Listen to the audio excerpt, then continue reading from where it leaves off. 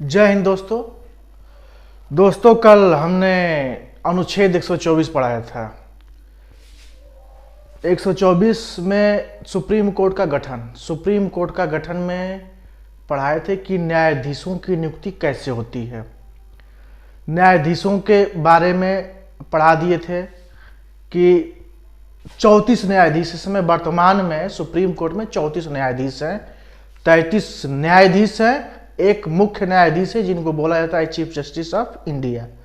उनके बारे में पढ़ा दिया था कि इनकी योग्यता क्या है, इनका कार्यकाल कितने दिनों का होता है और इनकी नियुक्ति कैसे होती है। ये सब तो पढ़ा ही दिया था आप लोग को। अब अनुच्छेद 124 में था यह। फिर अनुच्छेद 125 पढ़ाया था, इनका वेतन कितना है, इनको क्या सुख सुविधा है, इस समय बता दिया था अनुच्छेद 125 में। आज पढ़ते हैं अनुच्छेद 126, कार्यकारी मुख्य न्यायाधीश। कार्यकारी मुख्य न्यायाधीश किसे कहा जाता है? Chief justice of India.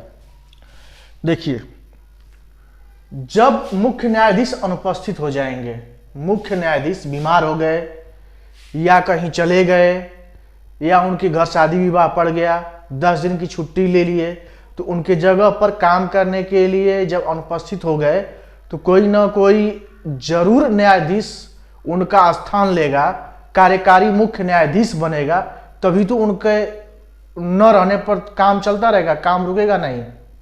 तो इसके लिए प्रावधान है। 33 कितने हैं?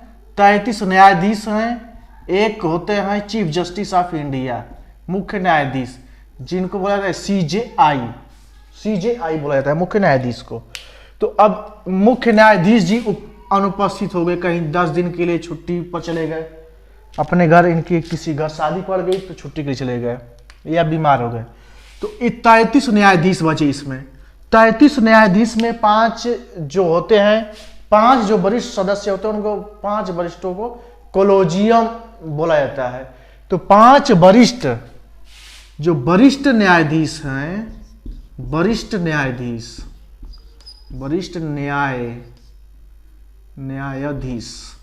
5 वरिष्ठ न्यायाधीश में से किन्हीं एक को सीजेआई मुख्य न्यायाधीश चुन लिया जाएगा, चीफ जस्टिस ऑफ इंडिया चुन लिया जाएगा इसी में से। जब मुख्य न्यायाधीश इनको चुन लिया जाएगा 10 दिन के लिए कार्यकारी, तो इनके पास जितने पावर मुख्य न्यायाधीश के पास होते हैं, जितने दिन यह कार्यकारी मुख्य न्यायाधीश रहेंगे, उतने दिन तक पूरा फैसिलिटी, पूरा पावर मुख्य न्यायाधीश जितना ही रहेगा। ठीक ना? तो अनुच्छेद 126 में क्या है? कार्यकारी और अस्थायी मुख्य न्यायाधीश। तो मुख्य न्यायाधीश, कार्यकारी मुख्य न्यायाधीश की नियुक्ति कैसे होती है, बात समझ में आ गई है। तो अब उसी जो 5 वरिष्ठ हैं, उसी में से कोई एक मुख्य न्यायाधीश चुन लिए जाएंगे। ठीक ना? तो अब 126 कार्यकारी हो गया। अब एक होता है अनुच्छेद 127। अनुच्छेद 127 में कहा गया है तदर्थ न्यायाधीश। तदर्थ न्यायाधीश कितने न्यायाधीश होते हैं? 33 न्यायाधीश होते हैं, एक मुख्य न्यायाधीश है। टोटल 34 न्यायाधीश हैं सुप्रीम कोर्ट में।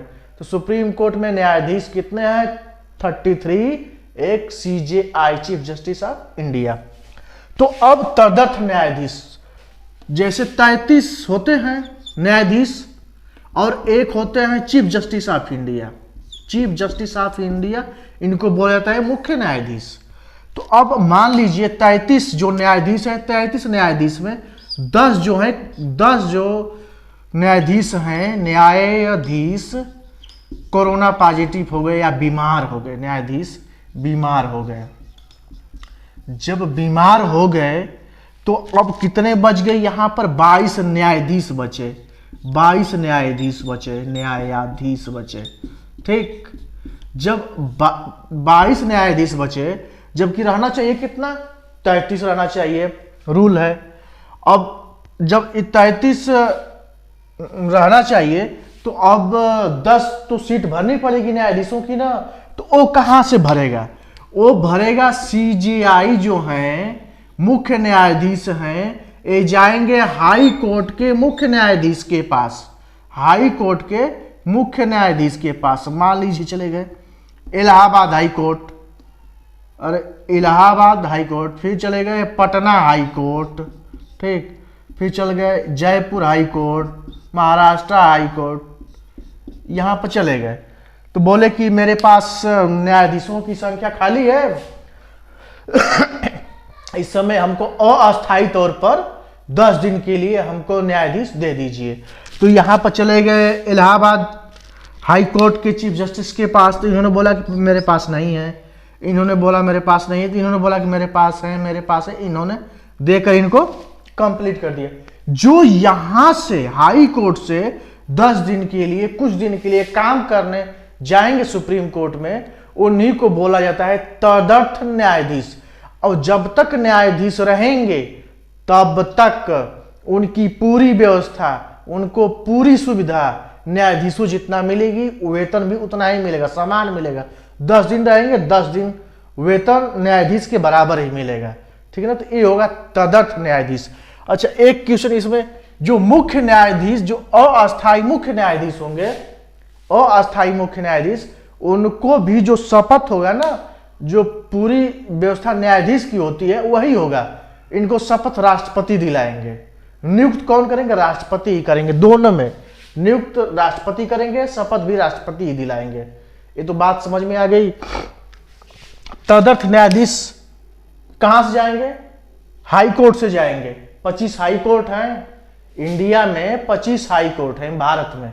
किसी भी हाई कोर्ट से, हाई कोर्ट के चीफ जस्टिस से, जो हाई कोर्ट के मुख्य न्यायाधीश हैं, उनसे चीफ जस्टिस ऑफ इंडिया मांग सकते हैं कि मुझको दे दीजिए काम करने के लिए।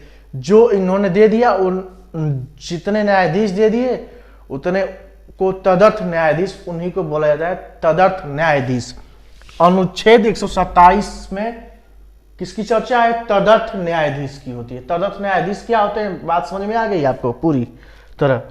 अब ठीक, मान लीजिए आपके दिमाग में क्वेश्चन उठेगा फिर कि इलाहाबाद हाई कोर्ट ने मना कर दिया कि मेरे पास न्यायाधीश नहीं है, पटना हाई कोर्ट ने मना कर दिया कि मेरे पास न्यायाधीश नहीं है, फिर जयपुर हाई कोर्ट ने भी कह दिया कि मेरे पास जज नहीं है, इन्होंने भी बोला कि मेरे पास नहीं है।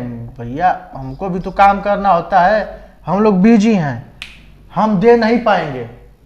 जब यह कंडीशन आ जाएगी कि सभी के सभी हाई कोर्ट अपने यहां से न्यायाधीश नहीं दे पाएंगे, उस कंडीशन में अनुच्छेद 128 है।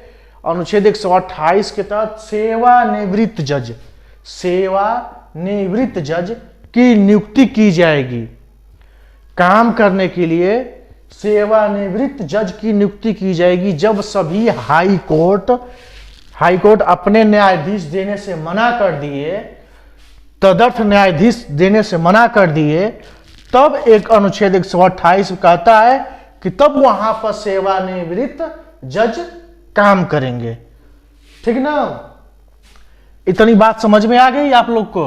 126 किया है कार्यकारी और अस्थायी मुख्य न्यायाधीश, अनुच्छेद 126 में। 127 में तदर्थ न्यायाधीश, एडहॉक बोलते हैं इंग्लिश में।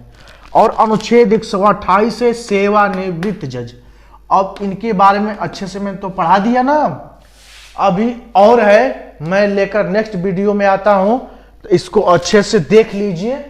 ठीक है, धन्यवाद। नेक्स्ट वीडियो में फिर इसी से रिलेटिव लेकर आएंगे, न्यायाधीशों से, सुप्रीम कोर्ट से संबंधित। ओके, तब तक के लिए धन्यवाद। जय हिंद।